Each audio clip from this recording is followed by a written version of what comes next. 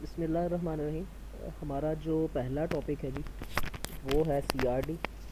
CRD के बारे में आप ये बात देखिएगा कि वो हमेशा जो है ना वो लैब एरिया में वो हमारे पास ग्रीन हाउस और हमारे पास कंट्रोल इन्वायरमेंट के अंदर होता है। तो इसके मतलब जो है ना वो हमें एक क्वेश्चन दिया गया है हमारे नोट्स के अंदर ही। ये हमारे पास एक टेबल दिया गया है सीआरडी का, सीआरडी को सॉल्व करने के लिए। तो इसी को ही हम जो है ना वो अरेंज करेंगे या इसी को ही हम यूज़ करेंगे इसी डाटा को, बजाय इसके कि हम जो है वो नया डाटा लें। तो इस डाटा को मैंने जो है जी सिंपल यहाँ पर यूज़ किया है। ठीक है, C1 के अंदर मैंने जो है वो डाटा ले लिया है, C2 के अंदर मैंने रेप्लिकेशंस ले ली हैं और टैबलेट्स मैंने जो है वो C3 के अंदर ले लिए। अब रेप्लिकेशंस हमारे पास यहाँ पर क्या था, रेप्लिकेशंस हमारे पास ये हमारे पास ABCD 4 डिफरेंट हमारे पास जो है वो टैबलेट्स हैं। तो ए आप देखें यहाँ पर ए की 6 हमारे पास जो है वो, यहाँ से अगर हम नीचे की तरफ हैं तो ये हमारे पास देखिए 6 हैं। देन ये नेक्स्ट हमारे पास जो है इसके अंदर भी जो है वो 6 इसकी रेप्लिकेशंस हैं, सी में भी 6 रेप्लिकेशंस हैं और डी में भी हमारे पास जो है वो 6 रेप्लिकेशंस हैं। सो ये हमारे पास यहाँ पर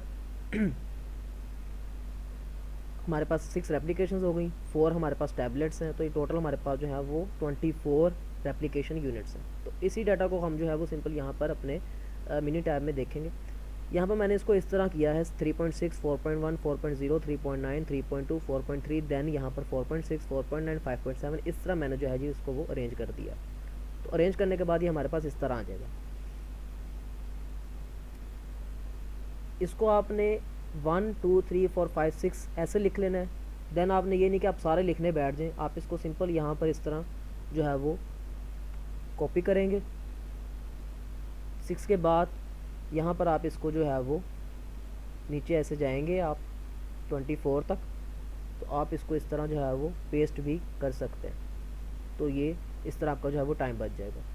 इसी तरह सिंपल ए को भी आप करेंगे, बी भी इस तरह, ये आप लिख लेंगे, इसका कोई इशू नहीं है। सो चलते हैं हमारे पास किस तरह हमने इसको परफॉर्म करना है।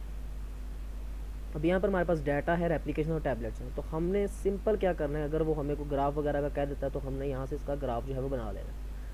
ठीक है, लेकिन हम जाएंगे सिंपल, हमको क्या हमें उसने कोफिशिएंट और अनोवा एनालिसिस ऑफ वेरिएंस कहा है, तो हम सिंपल इसमें क्या करेंगे जी, अनोवा में जाएंगे। अनोवा पे जाकर हम इसमें जो है वो जनरल लीनियर मॉडल लगाएंगे।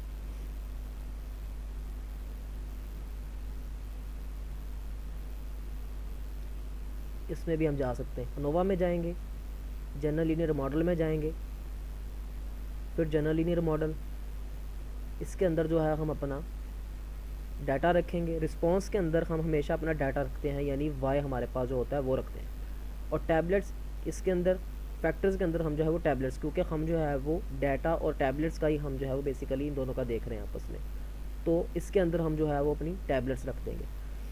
अब यहाँ पर इसको एक दफ़ा देख लेते हैं इन सब में। यहाँ पे हमारा इनमें से किसी भी चीज़ से जो है वो कोई काम नहीं है। ऑप्शंस में ही आप यहाँ पर देखें, जब अगर हमें मैडम कहती हैं पेपर के अंदर जी कि आपने जो है वो इसको इस कॉन्फिडेंस इंटरवल या ये आपको मैं CI दे रही हूँ, तो आपने इस CI के मुताबिक इस क्वेश्चन को करना है। तो आप जब ये लगा रहे होंगे जनरल लीनियर मॉडल, तो आप ऑप्शंस में जाएंगे। ऑप्शंस में जाकर आप अगर वो 90% कहती हैं मैम के 90% CI रखें, तो आप यहाँ से इसको चेंज कर सकते हैं इस तरह। वरना आम रूटीन में हम इसको जो है वो 95 से करते, तो हम इसको भी 95 से ही देखेंगे। देन हम जो है वो स्टेप वाइज में जाएंगे। हमें जो है वो स्टेप वाइज चाहिए और हमें include details for each step, हम यहाँ पर क्लिक करेंगे। ग्राफ में जाएंगे तो हम 4 in 1 भी कर सकते हैं, हम इंडिविजुअल प्लॉट भी कर सकते हैं। तो हम 4 in 1 भी करेंगे, वो भी ठीक हो जाएगा। रिजल्ट्स में अब हम जाते हैं, तो रिजल्ट्स में हमें ना मेथड चाहिए, ना इन्फॉर्मेशन, मॉडल समरी भी नहीं चाहिए, कोफिशिएंट्स भी हम ले लेते हैं, रिग्रेशन इक्वेशन भी ले लेते हैं, वरना हम सिर्फ जो है वो एनालिसिस ऑफ वेरिएंस भी जो है वो ले सकते हैं। यहाँ से ये डिफ़ॉल्ट में ये सिंपल टेबल सेट किया होता है, लेकिन हम जो है वो एक्सपेंडेड टेबल्स कर लेंगे, वरना सिंपल भी ठीक है। तो ओके करेंगे, देन हम जो है वो इस पर इसको ओके कर देंगे।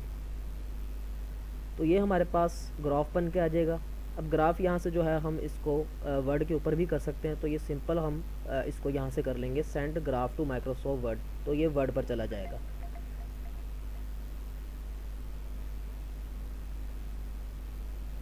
तो अब यहाँ पर हमारे पास हमारा आंसर जो है वो जनरेट हो चुका है, ये देखें।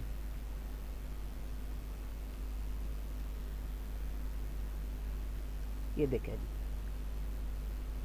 जी, ये सारी हमारे पास वैल्यूज़। अब ये देखें, ये हमारे पास है सिंपल हमारा अनोवा टेबल, ये हमारे पास हमारा अनोवा टेबल जनरेट हो चुका है। तो अब यहाँ पर ये देखें हमारे पास जो टोटल, इसको हम अगर चेक करना चाहें तो ये देखें, ये 3 वैल्यूज़ को मैं देख लेता हूँ, डी एफ को देख लेता हूँ और ये 6 वैल्यूज़ को मैं देखता हूँ। तो यहाँ से मैं देखता हूँ कि क्या मेरे पास आंसर ठीक आया है मेरा। तो अब अगर इसको मैं यहाँ से अनोवा से चेक करता हूँ तो ये देखें, ये हमारे पास 13, 3, 17, इवन के हमारे पास जो पॉइंट्स के अंदर वैल्यूज़ है वो भी हमारे पास जो है वो सेम आई। तो ये हमारे पास यहाँ पर हमारा CRD था। अगर मैम आपसे पूछती हैं जी कि मुझे इस क्वेश्चन में जो है वो एरर का आपके पास क्या आ रहा है डिग्री फ्रीडम, तो यहाँ से हम कह देंगे जी मैम 20 आ रहा है। अगर वो DF पूछती हैं टैबलेट्स का तो हम 3 कह देंगे, टोटल का पूछना 23 कह देंगे। ऐसे यहाँ से ही वो कोई एक हमसे पूछ लेंगे कि आपका ये जो है वो क्या निकला है, तो हम बता देंगे। P वैल्यू देखें, T वैल्यू हमारे पास ये निकली है, P वैल्यू हमारे पास ये निकली है।